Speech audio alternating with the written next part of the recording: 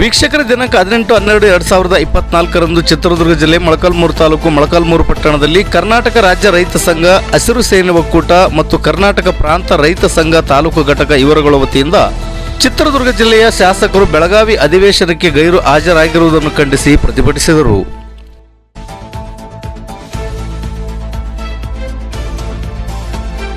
ಬೆಳಗಾವಿಯಲ್ಲಿ ನಡೆದ 2025ನೇ ಸಾಲಿನ ಚಳಿಗಾಲದ ಅಧಿವೇಶನದಲ್ಲಿ ಶಾಸಕರು ಸದನದಲ್ಲಿ ಹಾಜರಾಗಿ ಕ್ಷೇತ್ರದ ಸಮಸ್ಯೆಗಳ ಬಗ್ಗೆ ಸದನದಲ್ಲಿ ಸರ್ಕಾರದ ಗಮನ ಸೆಳೆಯಲು ಚರ್ಚಿಸಲಾಗದೆ ಗೈರು ಹಾಜರಾಗಿರುವುದನ್ನು ಖಂಡಿಸಿ ತಹಸೀಲ್ದಾರರಿಗೆ ಮನವಿ ಸಲ್ಲಿಸಿದರು.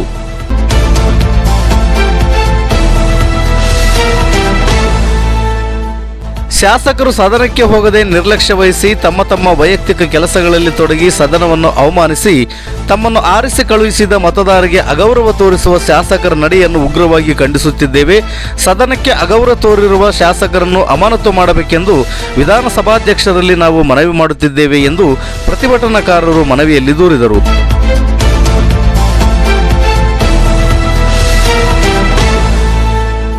ಅವರು ಮುಂದುವರೆದು ಉತ್ತರ ಕರ್ನಾಟಕದ ಶಾಸಕರು ಕೃಷ್ಣ ಮೇಲ್ದಂಡೆ ಯೋಜನೆಗೆ 1 ಲಕ್ಷ ಕೋಟಿ ಮೀಸಲಿಡಬೇಕೆಂದು ಸರ್ಕಾರವನ್ನು ಒತ್ತಾಯಿಸುತ್ತಿದ್ದಾರೆ. ಆದರೆ ಭದ್ರಾ ಮೇಲ್ದಂಡೆ ಯೋಜನೆ ಕಾಮಗಾರಿ ವಿಳಂಬ ಹಾಗೂ ಹಣ ಬಿಡುಗಡೆ ಮಾಡಿ ಕಾಲಮಿತಿಯಲ್ಲಿ ಮುಗಿಸಬೇಕೆಂದು ಚಿತ್ರದುರ್ಗ ಜಿಲ್ಲೆಯ ಶಾಸಕರುಗಳು ಧ್ವನಿ ಎತ್ತದೆ ಕುಳಿತಿದ್ದಾರೆ.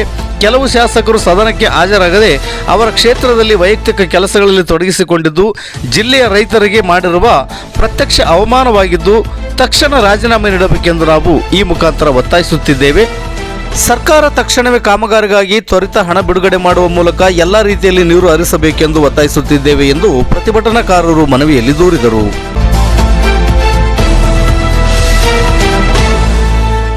ಈ ಸಂದರ್ಭದಲ್ಲಿ ಮರಳಳ್ಳಿ ರವಿಕುಮಾರ್ ಅಧ್ಯಕ್ಷರು, ಎಸ್ ಮಂಜುನಾಥ್ ಅಧ್ಯಕ್ಷರು, ದಾನಪ್ಪ ಕರ್ನಾಟಕ ಪ್ರಾಂತ ರೈತ ಸಂಘದ ಉಪಾಧ್ಯಕ್ಷರು, ST Chandranna, DB Krishnamurthy, MB Prashant Reddy ಯುವ ಮುಖಂಡರು ಚಳ್ಳಕೆರೆ, ಬೇಡ್ರಡ್ಡಳ್ಳಿ ಬಸವರೆಡ್ಡಿ, ಆರ್ವಿ ನಿಜಲಿಂಗಪ್ಪ ಜಿಲ್ಲಾ ಮುಖಂಡರು, ಡಿಬಿ ಮಂಜುನಾಥ್, ಟಿ ಬಸವರಾಜ್, ಪಾಪಯ್ ಮೇಸ್ತ್ರಿ, ಮಹೇಶ್, ಪಿಟಿಹಟ್ಟಿ ವೀರಣ್ಣ, ಎಚ್ವಿ ವೀರಣ್ಣ, ಬೂದಪ್ಪ, ಪಿಟಿಹಟ್ಟಿ ನಿಂಗಣ್ಣ, ಕೋನಸಾಗರ ಪ್ರಕಾಶ್ ಟಿ, ಚಳ್ಳಕೆರೆ ಹೇಮಣ್ಣ, ದೊಡ್ಡ ಪಾಪಯ್ಯ, ಬೆಲ್ಲದ ಮಲ್ಲಯ್ಯ, ಕ್ವಾನಸಾಗರ ಮಂಜಣ್ಣ, ಈರೇಶಿ, ಕೆಟಿ ನಾಗರಾಜಪ್ಪ, ಕಾಮಯ್ಯ ಬೀಜಿಕೆರೆ ಸೇರಿದಂತೆ ಇತರರು ಉಪಸ್ಥಿತರಿದ್ದರು.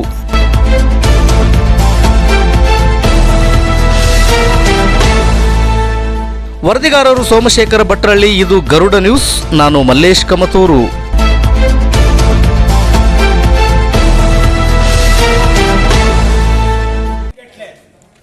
ಸಾಮಗ್ರಿಗಳು ಕಬ್ಬಣ ಇರಬಹುದು, ಉಕ್ಕಿರಬಹುದು, ಮತ್ತೆ ಇತರೆ ಮಿಷನರಿ ಸಾಮಾನುಗಳು ಇರಬಹುದು, ಅವೆಲ್ಲರೂ ಕೂಡ ತುಕ್ಕಿಡಿದು ಇವತ್ತು ಕೋಟಿ ಗಟ್ಟಲೆ ಹಾಳಾಗ್ತಾ ಇದ್ದಾವೆ.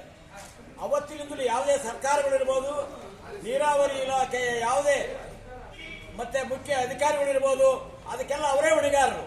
ಅದು ನಮ್ಮ ಸೊತ್ತದು, ಹಾಳಾಗಿರೋದು ನಮ್ಮ ಸೊತ್ತು. ಅಲ್ಲಿ ಹೋಗಿ ನೋಡಿದ್ರೆ ನಮಗೆಲ್ಲ ಕಣ್ಣೀರು ಬರುತ್ತೆ. ಈ ಸರ್ಕಾರಗಳು ಬದುಕಿದವೋ ಸತ್ತದವೋ ಇಷ್ಟು ವಿಳಂಬ ಮಾಡಿ ಒಂದು ರಾಜ್ಯ ಸರ್ಕಾರದ ಮೇಲೆ ಕೇಂದ್ರ ಸರ್ಕಾರ ಬೀಜಾಮೇಷ ಮಾಡ್ತಾ ಆ ಬದುಕನ್ನು ಸ್ಥಗಿತ ಮಾಡಿ ಕೋಟ್ಯಾಂತರ ರೂಪಾಯಿ ಇವತ್ತು ಹಾಳಾಗೋಗಿದೆ. ಅಲ್ಲಿಂದ ಏನಿವತ್ತು ಸೆಪ್ಟೆಂಬರ್ 22ನೇ ತಾರೀಕು ರಾಜ್ಯ ಸರ್ಕಾರ ಒಂದು ಕಾನೂನನ್ನು ಹೊರಡಿಸಿದೆ. ರೈತರೇ ತಂತಿ, ವೈರು, ಟ್ರಾನ್ಸ್ಫಾರ್ಮು, ಕಂಬ ಎಲ್ಲರೂ ಕೂಡ ಸ್ವಂತಕ್ಕೆ ಕೊಂಡುಕೊಂಡು ಹಾಕೊಂಡು ವಿದ್ಯುತ್ ಪಡಿಬೇಕು ಅಂತೇಳಿ ಮಾಡಿದೆ. ಯಾವಾಗ ರೈತರೆಲ್ಲ ಎದುರು ಬಿದ್ದು ಸರ್ಕಾರಕ್ಕೆ ಎಚ್ಚರಿಕೆ ಕೊಟ್ಟಿವೋ ಆ ಕಾಯ್ದೆಯನ್ನು ವಾಪಸ್ ತಗೊಂಡಿದ್ದೀವಿ ಅಂತ ಹೇಳಿದರೆ ಇನ್ನೂ ವಾಪಸ್ ತಗೊಂಡಿಲ್ಲ. ಆ ವಾಪಸ್ ತಗೊಳ್ಳೋವರೆಗೂ ಕೂಡ ರೈತರು ಬೀದಿಗಿಳಿದು ಸರ್ಕಾರ ವಿರುದ್ಧ ಹೋರಾಟ ಮಾಡಬೇಕಾಗಿದೆ. ಅಲ್ಲಿಂದ ಏನಿವತ್ತು ಪಾಣಿ ಇರ್ಬೋದು, ಒಂದು ಯಾವುದನ್ನ ಮುಟೇಶನ್ ಇರ್ಬೋದು, ಮತ್ತೆ ಇನ್ಯಾವುದೇ ದಾಖಲೆಗಳನ್ನು ತಗೋಬೇಕು. ರೈತರ ಮಕ್ಕಳು ಎಲ್ಲ ವರ್ಗದ ಜನ ಅಂದ್ರೆ 3 ಪಟ್ಟಷ್ಟು ಹೆಚ್ಚುವರಿ ಮಾಡಿದ್ದಾರೆ. ಅದನ್ನು ಕೂಡ ಹಿಂದೆ ಏನ್ ದರ ಇತ್ತು ಆ ದರನ ನಿಗದಿ ಮಾಡಬೇಕು. ಅಲ್ಲಿಂದ ಏನು ಬಸವ ಅಂಬೇಡ್ಕರ್ ಅವರ ಇದರಲ್ಲಿ 1,25,000 ರೂಪಾಯಿ ಅಂತೇಳಿ ಮನೆ ಲೋನ್ ಅನ್ನು ಇವತ್ತು ಸರ್ಕಾರ ಬಿಡುಗಡೆ ಮಾಡಿದೆ. ಅದನ್ನ ಪ್ರತಿಯೊಬ್ಬರಿಗೂ ಕೂಡ 5 ಲಕ್ಷದವರೆಗೆ ಹೆಚ್ಚಿಸಬೇಕಂತೇಳಿ ನಾನು ಈ ಸಂದರ್ಭದಲ್ಲಿ ಹೇಳಕ್ ಇಷ್ಟಪಡ್ತಾ ಇದ್ದೇನೆ. ಮತ್ತೆ ಕೂಡ್ಬೇಕಂತ ಹೇಳಿ ಕೆಲವಾರು ಮೀಟಿಂಗ್ ನಲ್ಲಿ ನಾವು ಚರ್ಚೆ ಮಾಡಿ ನಾವು ಇವತ್ತೆಲ್ಲ ಒಗ್ಗೂಡಿದ್ವಿ.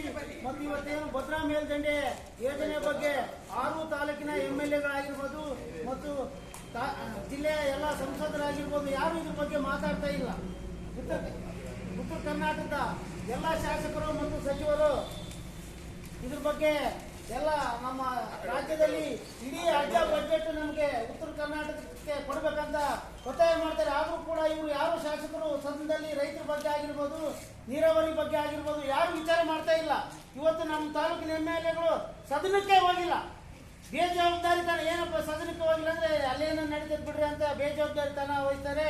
ಮತ್ತು ಮೊಳಕಾಮೂರು ನೀರಾವರಿ ಬಗ್ಗೆ ಯಾವ MLA ಆಗಿರ್ಬೋದು, ಯಾವ ಮತ್ತು ಸಂಸದರಾಗಿರೋ ಇದ್ರ ಬಗ್ಗೆ ಯಾವುದು ಸುದ್ದಿನೇ ಆಗ್ತಾ ಇಲ್ಲ. ನಮ್ಮ MLA ಅಂತ ಅದ್ರ ಬಗ್ಗೆ ಮಾತಾಡ್ತಾನೆ ಇಲ್ಲ. ಅವ್ರೇನು ಬಂದ್ರು ಯಾವುದೋ ಗುದ್ಲಿ ಪೂಜೆ ಮಾಡಿದ್ರೆ ಅವ್ರ ಕಾರ್ಯಕ್ರಮ ಮುಗಿಸ್ಕೊಂಡು ಹೋಗ್ತಾ ಇದಾರೆ.